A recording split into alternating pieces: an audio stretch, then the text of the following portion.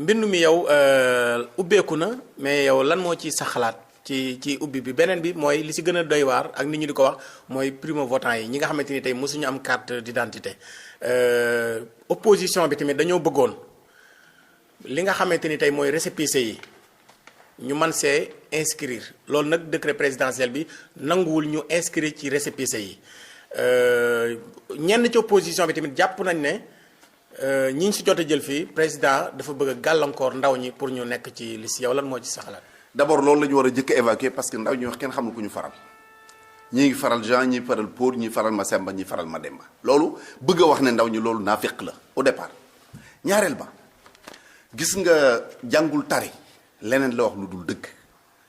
dañu am affaire ak ñenn ci opposé ñoo nga xam amuñu maturité xamuñu luy politique xamuñu fu ñu jaar Sénégal bu egsi fii ñu egsi bi maître Abdoulaye Wade yàlla na ko yàlla may gudd fan ak wér gu yaram suñu baay bu baax bi ba muy créer PDS en 1974 dafa am lu ñu fi fekkoon loola mooy nit ki buy ñëw di voter kenn du ko identifier kenn du xam kii Masamba la wala Mademba góor la wala jigéen la ñu di ko xeex di ko xeex di ko xeex ba ñu am ni nit ki buy ñëw di bindu na indi carte d'identité wala carte boo nga xam dina firndeel ni kii mooy diw mooy ñëw di bindu mais sëñ bi wote mu ëpp solo dem retirer 5000 francs ci banque ba li nga mënula retirer 5000 francs ci banque ba waroo ko mën a wote di engager avenir u réew mi donc ñuy xeex ba ñu am identification de l'électeur combat bu yàgg te metti contre le régime socialiste de l'époque contre Senghor avant Abdou Diouf ay bakkan tëdd ci ay nit tëdd ci kaso ay nit ñàkk ci seen liggéey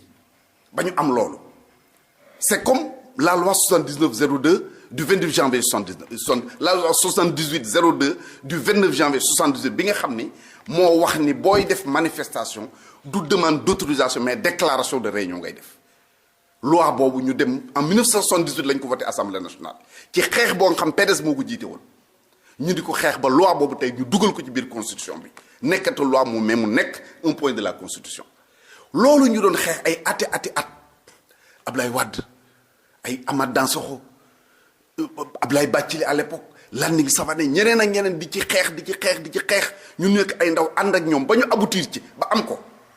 tey loolu la ñu opposition bi ni nañ ko dajale def ko ci paquet sànni on recommence à zéro ça veut dire quoi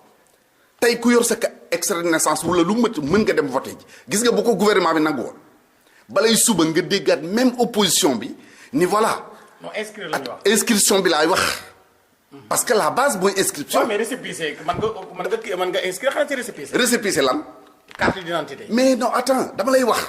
loolu signifiewul lenn lu dul tey bu ñu ko nangu woon ëllëg dañu naan gouvernement bi fii la jaare ba sàcc électeur parce que maa ngi dégg effectivement démb benn déclaration Ousmane Sonko la buy wax ni Macky Sall bu dul 2012 mu su fi gagné benn élection.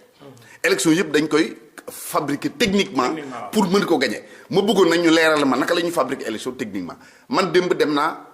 di changer ji sama lieu de vote la ma fekk ci ay carte d'identité yoo nga xam ne defar nañ ko 2017 seeni borom jëliwuñu ko photo naa ko dugal ko ci Facebook dégal ko ci réseaux sociaux yi te foo dem ci Sénégal loolu moo fa am ci les sous-préfectures et les préfectures le combat mooy nit ñi nañu dem jëli seen carte yi dañ ko fay bàyyi nag bu élection jaar ci jotee ñu ni bon nombre d'inscrits par exemple 1 million nombre de votants 600 000 donc am na 400 000 yu voté wul ñu daal di ni 400 000 yooyu opposition bi la gouvernement bi dafa bloqué seen i carte d'électeur ak seen carte d'identité alors que carte d'identité yaa ngi ci. kon yow àndoo ci primo votant yi inscrit ci liste électorale yi ak récépissé. mais loolu du waxu nit sax bu doon loolu ñun combat ba ñu doon mener depuis des années pour expliquer amatul njariñ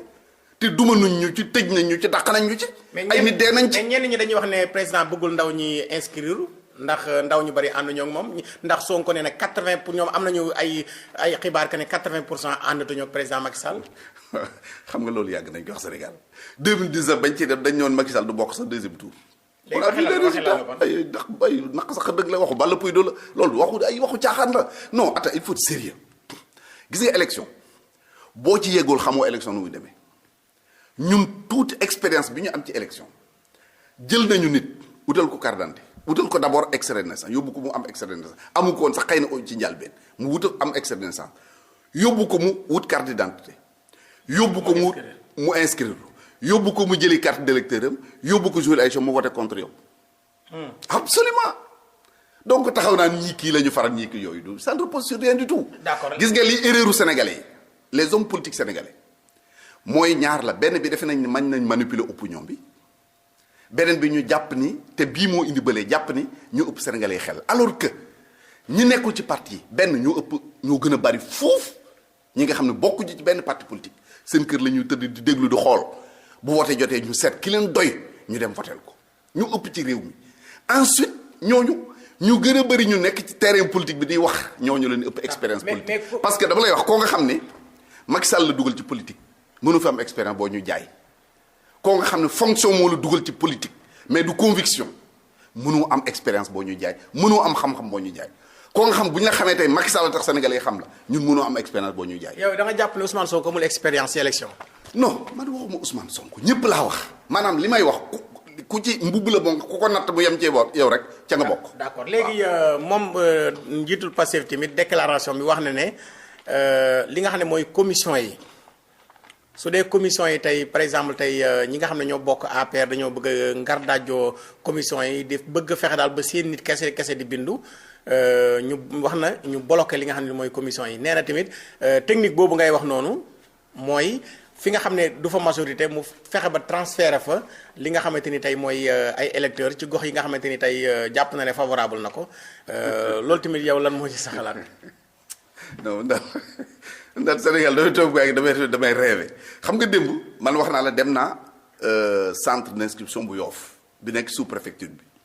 ay la yëwén ci opposition Pastef rek laa fekk mu am fa représentant moom donc. toog nañ fa waxtaan tooñante lu yàgg avant xëy na ñoom ñi ngi déglu émission moom dong laa fa gis ma fa beneen parti d'opposition ku ñëw it na ma def ngay def pièces yi ñu laaj moom ngay joxe ñu inscrire nga jóg dem sa yoon. duñ la laaj foofu faral foofu bokk. non yow tamit loolu loo koy laajee nit et puis même nit ko boo ko laajee tey man mii tey nii xam nga Macky Sall la àndal. loolu leer na ku la wax 2024 moom lay faral parce que man candidat la en 2024. à l'élection présidentielle. élection municipale ku ma faral xamoo ko ku may votel législative ku may votel kenn xam ko. donc nit ki bu ñëwee di inscrire fexeel ba rek moom gis nga ki nga xam ne dafa ñëw bàyyi ko mu def li mu war a def jour élection kenn mënul fexe ba manipuler nit dugal ko ci loo nga xam ne bëgg maintenant ay dañuy transférer ay nit fi jële fii yooyu c'est parce que ku koy wax rek ñàkk xam élection moo tax nga di ko wax